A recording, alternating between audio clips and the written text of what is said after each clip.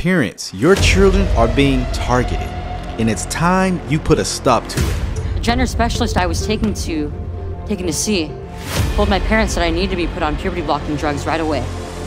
They asked my parents a simple question: would you rather have a dead daughter or a living transgender son? Let's talk about the DeTrans movement here on All Things Theology. Cue my theme music. All things theology, we chop it up properly, without an apology. Gotta give that theology to God, hallowed be, cause this is how we do it at All Things Theology.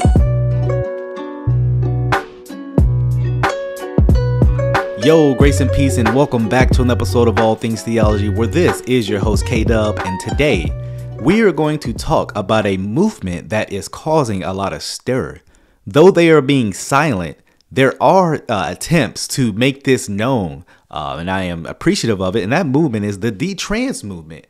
You know, there are a lot of kids that were targeted, and we're gonna play a documentary, the DeTrans documentary. If you have not seen it, hopefully you'll get to see my reaction to it, and maybe you'll go watch it yourself. But I have been encouraged by a lot of stories of young people, 18, 19-year-old that said they were put on puberty blockers, all this, and only to realize that this stuff it actually did not help their problem, but actually it worsened it. So without further ado, we're going to get right into it, and we're going to talk about it here.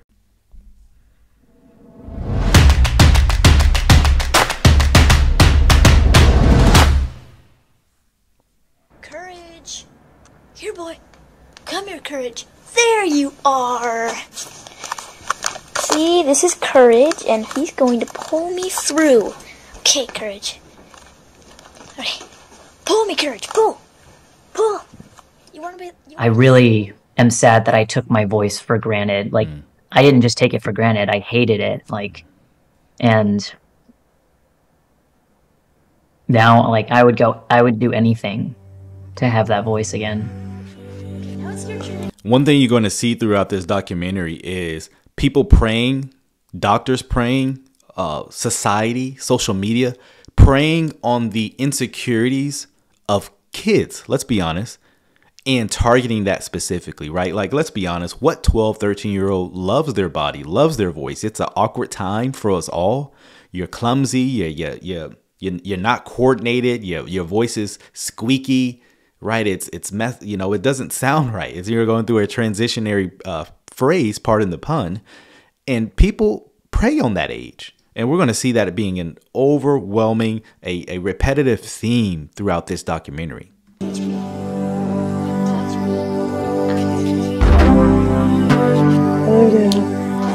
so funny, Daisy? Come back out with me later, okay? Say hi, Mom. Our goal here is to offer gender-affirming therapy. There is a substantial body of research that shows these treatments Treatment work. for gender dysphoria is proven to be life-saving medical care. It really comes down to how uncomfortable with their body parts. Deciding to permanently alter the body. And do they want to change those body parts? What do their doctors know? Who's there for their detransitioning? Nobody. Enough children have already been victimized by this barbaric pseudoscience. Ridiculous. My childhood was ruined. This needs to stop. We have a serious problem. Yeah, one thing we're going to see a lot of is, people, these, kids get these surgeries and there's no follow-up a year later, 2 years later. They get their surgery and it's supposed to be this celebratory moment of victory. But they don't follow the millions of stories of these kids who actually have problems. They're suicidal now, depression. There's physical issues. This isn't, don't let the Bruce Jenner stories to, Kate and, they appear happy, but they don't talk about all the problems that happen, deadly problems. But we're gonna do that here. I had an alter ego, and he was this boy that I customized in my mind of the ideal boy. Other girls looked so different than I did. They were, expressing themselves very differently. Hey guys, so for today... I was depressed, hopeless, and I was feeling pretty dejected and scared and alone. You didn't like life. Like, I just wanted to stay in my room all day.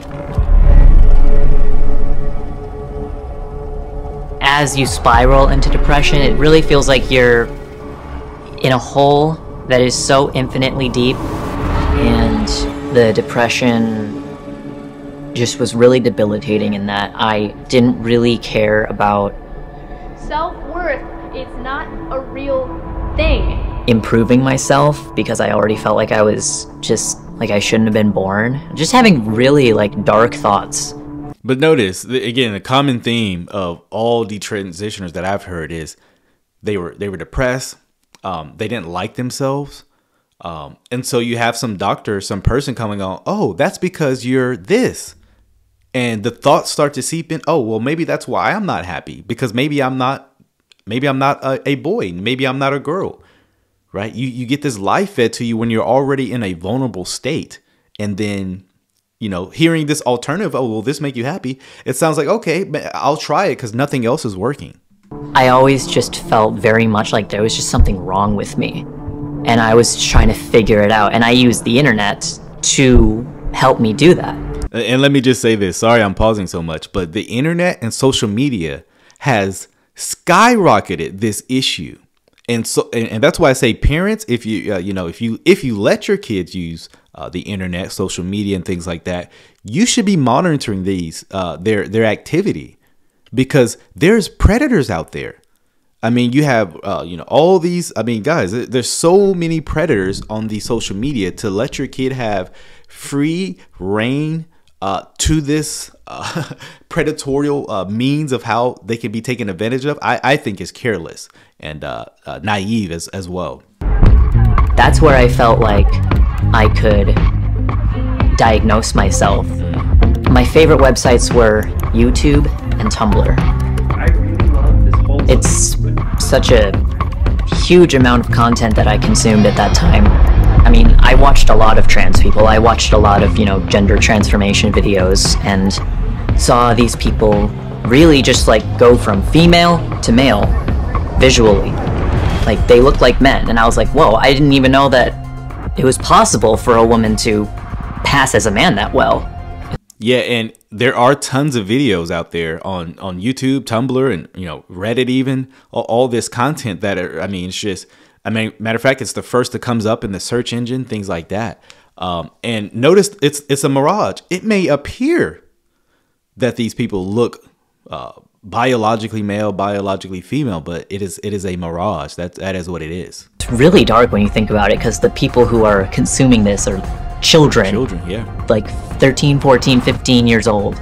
And children, brains aren't fully developed. They aren't able to really reason as well. I mean, they're in a system, school system, which is teaching them not to reason as well, and so they're not able to discern a lot of these things. And so that's why I say this, social media has become largely a victim cesspool to children. It's so easy for them to literally be groomed. I just started looking into all of it. I was like, oh, so there's genderqueer, gender fluid, there's agender, there's like, you can be a demi-girl, which is when you're like 90% girl, wow, 10% not girl. Like, there's just an infinite amount of ways that you can interpret and express your own gender identity, and your gender identity is who you are, and nobody gets to take that away from you. So hearing that, I just became very, very interested in having a male persona. The more I remember doing a video, I forget of the female's name. It's losing me right now, but she actually talks about this issue of trying to take on this male persona and how difficult it was, because she remembers how she tried to walk, how to stand. Biologically, men and women are different, right? That's goes without saying. And she was like, I found myself, trying to do all these things guys typically do, and how I talked, how I walked. And she talks about how mentally exhausting it was, because it was a 24-hour thing. And it was hard to fake for weeks, months on end. I mean, she was breaking down on how exhausting it was. And it seems like she's recognizing that as well. time I spent online, the more it felt like real life, and the more real it felt, which eventually led to me just fully transitioning. So I came out to my parents as Ollie, and I went to this, I guess, behavioral mental health clinic for like 6 days. They had a meeting with my parents, and they basically told my parents that if you don't validate Oliver, if you don't validate him, then this is just going to get worse. The best thing that you can do to help him is to accept him as your son. But notice what the doctors, the medical professionals are telling the parents. You need to do this if you really want to love them, right? Because you don't want your child to commit suicide, right? That's just what they're telling these parents. It's guilt tripping, gaslighting them, right? And it's actually the worst thing for them. But the parents generally are uneducated how to deal with these things. Just say, well, I don't want my child to be, not happy. So they go along after they've been guilt tripped with all these. They'll say, your parents, you need to be educated on these things. Use your common sense that God has given you, so you're not gaslighted and guilt tripped into doing some of these things. I already felt like I wasn't what my mom had expected. And for me, transitioning was the closest I could come to killing myself without actually doing it. With all of these mental struggles that I was having, not knowing how to make sense of it on my own, and consuming so much of the trans narrative, and just loving life. Hearing people say this made me so much happier. This alleviated my pain. A facade. It's a lie. I wanted to alleviate my pain. I also didn't want to be who I was. So with transitioning, I could do both of those things. I could alleviate my pain and I can become someone else. Notice this. It's this becoming of someone else. It's truly Gnostic when you think about it. You're becoming your true self, because this body that I'm in, I'm not really who I am. And so now I need to transform. I've had this spiritual awakening, this knowledge that's been given to me, special knowledge given to me, that I'm not who I really am. And I need to become something else, right? I wanted to escape my own identity as Daisy. My name is Ali Chadra, and this is my voice one day before testosterone.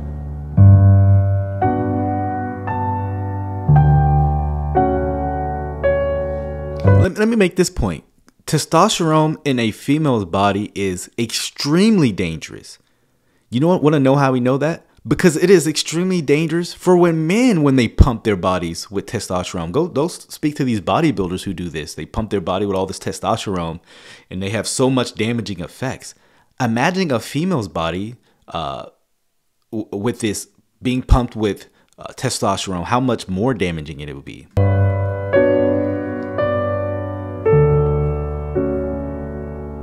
That was really the beginning. I wasn't just playing around anymore. I wasn't just playing dress up anymore. Like, I was actually going to become a trans man and live my life that way.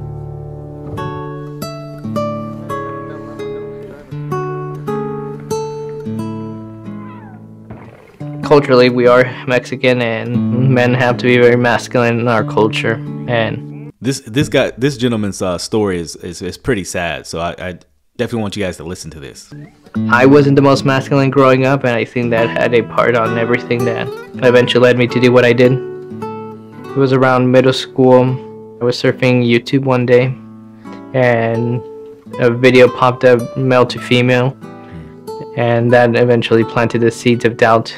It allowed me to be caught by the ideology that eventually led me to hurt myself.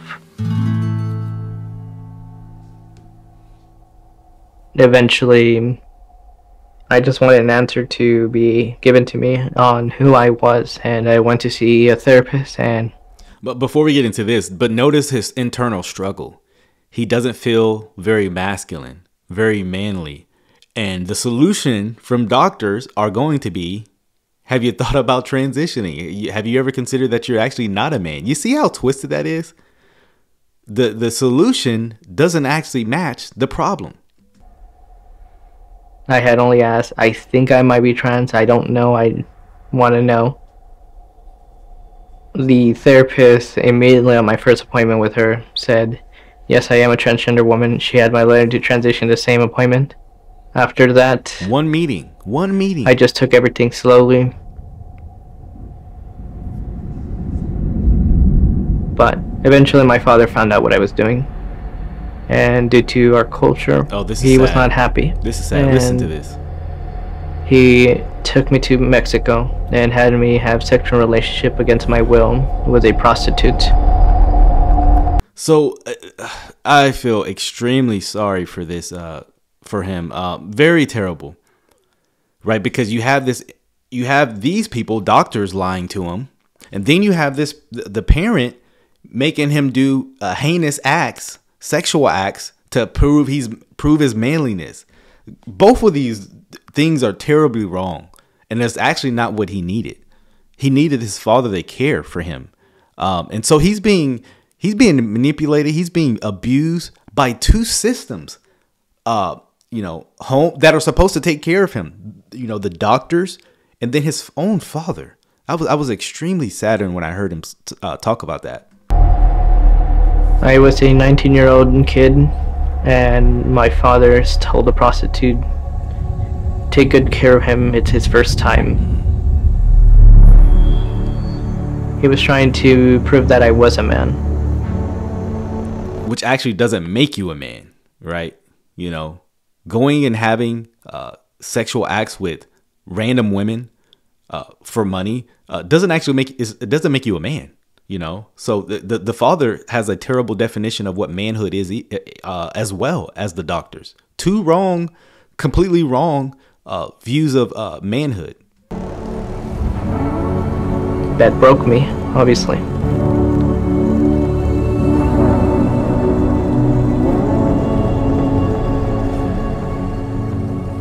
After that, I go back to the therapist and told her I wanted to transition. And she recommended I start my social and medical intervention as soon as I can.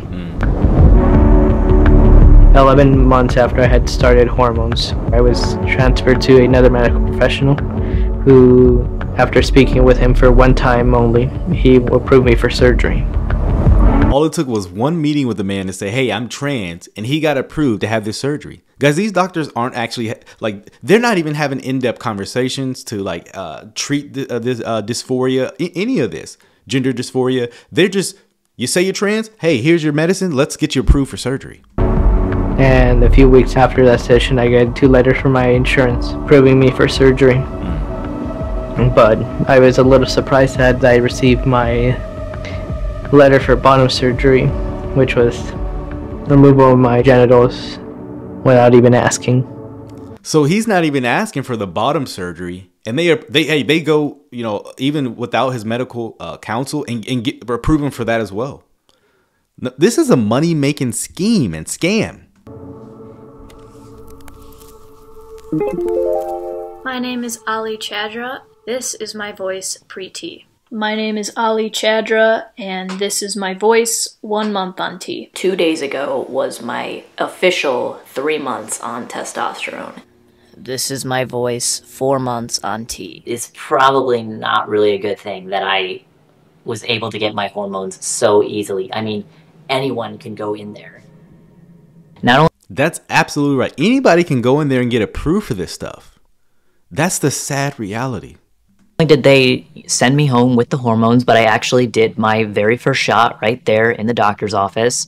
And I was just euphoric, and it was real. And I was actually going to start seeing changes, and I was going to start passing, which basically meant that everyone around me was going to see me as a boy, an actual boy. Watch this. This feels good. This makes me happy. I'm actually feeling the feelings that, all those trans people online were saying that they felt. I just want to say that I'm literally so happy with my test. It's so much better than I thought it would be.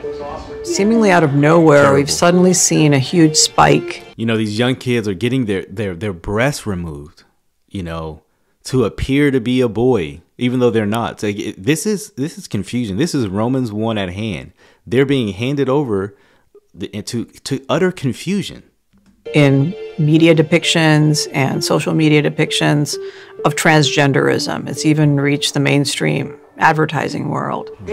And I think this is all coming to a head and what this really means for our society. In cases like the case of Layla Jane, a young girl whose breasts were removed at age 13 by doctors who fed her a lie. Take this next case. Layla Jane was born a girl. Layla Jane experienced a host of medical issues in her youth. Her mother, who is bipolar, expressed to these physicians and therapists that her daughter might be bipolar, but she actually never received any diagnosis or treatment for that. The family went to one physician who, after less than a 2-hour appointment, green-lighted the hormone therapy, and in a similarly or even again, notice who's lying to her. Parents, doctors. Shorter period of time, a plastic surgeon signed off after one visit on removing her breasts. Oh, terrible. Like most young women who go down this path of identifying transgenderism as the solution to their problems, reinforced by irresponsible medical care providers, it's likely that if physicians had properly diagnosed all of the issues present in Layla Jane as a child, she would never have gone down this path. When parents of trans-identified kids are referred to specialized gender clinics, they're often told that they're going to get comprehensive, multidisciplinary mental health assessments. We know that that's not true. In practice, these kids were put on a fast track to medical transition. Yeah, you go in to have this meeting and you schedule to have multiple meetings, and generally by the first meeting, they're already diagnosing you as trans and let's get the surgery rolling. There are reasons for that. Is now 18 and is fighting back. So this does not happen to anyone else. My name is Prisha Mosley. I was a 15-year-old girl when the trans community found me. Already diagnosed with multiple mental illnesses, including anorexia, a body dysmorphic disorder, and borderline personality disorder, a trauma disorder, I was easy to manipulate and convince that I had been born in the wrong body. Absolutely. I was told that this was the reason for all of my mental and emotional distress. The gender specialist I was taken to. Now, there's a lot of detransitioners who are being invited to Senate. They're being invited to, to speak on these issues. And I'm very thankful that they're giving voices and are being platformed to talk about the dangers of what they personally have faced. Told my parents that I need to be put on puberty blocking drugs right away. They asked my parents a simple question. Would you rather have a dead daughter or a living transgender son? This is the moment that we all became victims of so-called gender-affirming care. Notice how they're being guilty. But is this the document we're talking about? You needed this letter signed by a therapist to open up the door for you to get these medical treatment. Is this the document that we're talking about earlier? Yes, it is. And it took you how long to get this? 30 minutes. The ideology that has become dominant at these clinics is that trans kids know who they are, and therefore to question them, to ask basic therapeutic questions like, could your gender dysphoria or gender identity have been triggered by some other event in your life? Like watching all these social media videos, people telling that, that's why this is literally skyrocketing. Thousands of % in the last decade. Basic questions of screening are completely taboo in these circles. But the truth is that parents don't have much of a choice in the matter. And doctors are telling parents in front of their distressed children, if you don't consent to the use of puberty blockers and cross-sex hormones, your child is going to die by suicide. Wow. I believe that most doctors who practice gender-affirming medicine, Gender dysphoria. they genuinely, sincerely believe that they're doing good, but they're not. Finland, Sweden, France, Norway. I may take a different approach. I think some of these know, but it's a money-making business. And the UK are reversing course and asking questions. Have all not found. I want you to listen to what that man just said. There are countries in the UK that are, reversing their decision to do these things, that gender surgeries. They're starting to say, no, this is a bad idea, and they're no longer they're limiting it, or no longer doing it because of all the problems. Enough medical evidence, psychological evidence to support transgender therapy. In the UK, their only national gender clinic for children shut down last year by court order. What do their doctors know that our doctors don't? Exactly. Exactly. You know, one of the issues here is there's no medical responsibility. You can give someone botch a surgery, do all this, and their license is still protected. You know, they can't be sued over this issue. Part of the problem is that the current cohort of teenagers that are being transitioned under the affirmative protocol, which lacks guardrails, which takes kids at their word when they say I'm trans, which doesn't do proper mental health assessments. In fact, double mastectomies on teenage girls went up 13-fold between 2013 and 2020. Between 2016 and 2019 alone, these procedures went up by 500%. Wow. A study published in 2022 by researchers who are advocates of gender-affirming surgeries showed that the youngest patient to have received a radical bilateral mastectomy in the United States is 12 years old. These kids are going to grow up and they're going to start to feel the full effects of their medical decisions. They're going to start to feel the side effects. If you really want to know whether amputating the breasts of a 12 or 13-year-old girl is ultimately in her best long-term interests, ask her when she's 30 or 40. Exactly. Let's revisit all these people that made a long-term decision in their preteen or teen years. Let's ask them when they're adults, matured, rational, logical, should be adults. Let's revisit that and see. They're too young to be making these decisions. At the very least. Now, I don't think it should be made at all, even when you're in your 30s or 40s, but definitely not as preteens. Man, I want it to be some silly things at that age. And unable to breastfeed her own child. Yeah. Sad reality.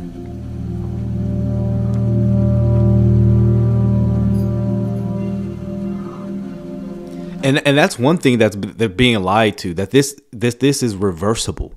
My friend, this is not reversible. Once you get this surgery done, there is no going back.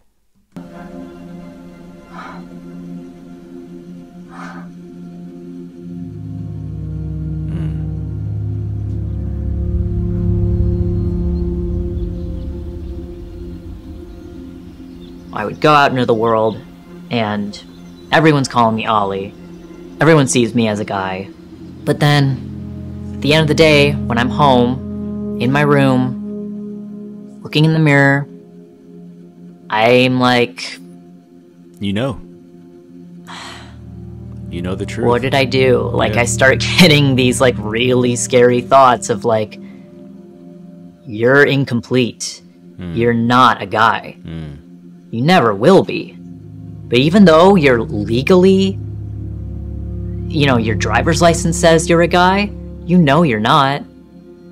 You finally have expressed your true inner self or whatever, the thing that you wanted to do so badly ever since you were like 13, 14 years old. You did this thing to alleviate this gender dysphoria, you know, that wasn't there before, but you made it into a problem, and now your body image issues are worse. That's not supposed to happen. What do we do now? Notice, it's not actually fulfilling the inherent problem, or, you know, the inherent problem that you're stated to have. It doesn't actually cure you from the problem you have. I just woke up one day, looked at myself in the mirror, and asked myself, what the heck am I doing? Because I realized no matter if I would have gotten every surgery, continue with hormones, I realized I would have never been a woman. At best, I would have been a caricature of what I believed a woman was. That's right. Nobody would help me because they had more concerns of me reversing everything. I just socially detransitioned, got the implants removed. So I had technically developed gynecomastia.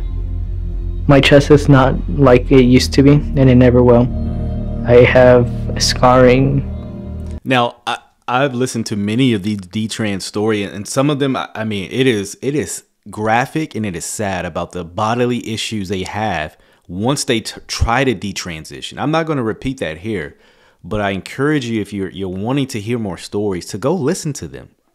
If you're on the fence, go listen to the DeTrans stories.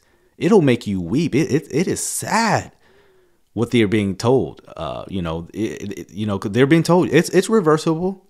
Yeah, anytime you feel like they made the decision, you can go revert. No, you cannot. Numbness, and unfortunately, my nipples are completely different. To put it lightly, it has been taking a major toll on me since I realized what I've done. I was almost 5 years on testosterone. So if I had gone further, I wouldn't have been able to go back. When I found out I was pregnant, I was just over the moon. I mean, I was scared I was gonna have a doctor tell me that, like, sorry, you're infertile, and it would have been my fault. There are so many young people who are going through very similar things that I did, and are still being told that transition will save them, and it's just not true. My story is tragic in some ways, but it's very redemptive in many ways. That cannot be said for many detransitioners. And that's just heartbreaking. Like, I can't imagine living with that. Like, I can't imagine what it would be like to regret a bottom surgery. Or, you know, to be infertile. Because when you were a little child, like 12, your, parents were manipulated into putting you, like, blocking your puberty. This is why parents, you have to be guardians of your children. You have to be informed. So some of this is, there's a lot of blame to be put on people, but parents, you have to do better. Be more responsible about what your children are getting into and listening to and hearing. Being so young, I was so impressionable. I was told so many times, it's possible that you're trans, it's possible that you're trans, that eventually I started to believe it. Unfortunately, transition made things worse for me. It has just kind of wrecked my perception of myself, and I feel like I missed out on like 3 years of my life. Wow. I missed out on 3 years of living my teenage girlhood. I didn't realize that there were women like me who were different. So, here's the deal. I'm detransitioning. It's true, it's not a joke. I understand now that I can be a cis woman again. I haven't gone too far. I haven't passed the point of no return. I can live as a woman again. I was something because people were reacting to me, but it was a me that wasn't really me, so I was protected. I was protecting myself with the trans label. These pediatric clinics that perform these surgeries, they will do nothing to help these teens if they decide to detransition. There's nothing you can do. Once you've taken all those hormones, Billy, your body is changed beyond repair. You don't have to remove your body parts to make you complete. When I transitioned, my suicidal ideation did not go away. Transition is not the only answer, and there are many detransitioners like me. I would argue it's not the answer at all. It is not the answer. Out there. My name is Camille Kiefel. My name is Emily. My name is Laura Becker. My name is Abel Garcia, and I am a detransitioner. My name is Daisy, and I am a woman. Well, I hope you guys enjoyed the DeTrans documentary. I hope this will encourage you to go watch some of these stories. Some of them make you sad. Some of them, you see some redemptive aspects. But I hope you'll just go listen to some of these stories, and parents, just be aware of what is going on with your children, what they're being told on social media. Guard over their social media. Some people may think you're obsessive, but they're getting fed lies. You don't want some predatory behavior, someone grooming them on social media. So hopefully you enjoyed this video. Till the next time, grace and peace. Yo, grace and peace. Thank you for watching another episode of All Things Theology. If you enjoyed what you heard today, go on and give me a like, subscribe to the channel, hit that notification bell.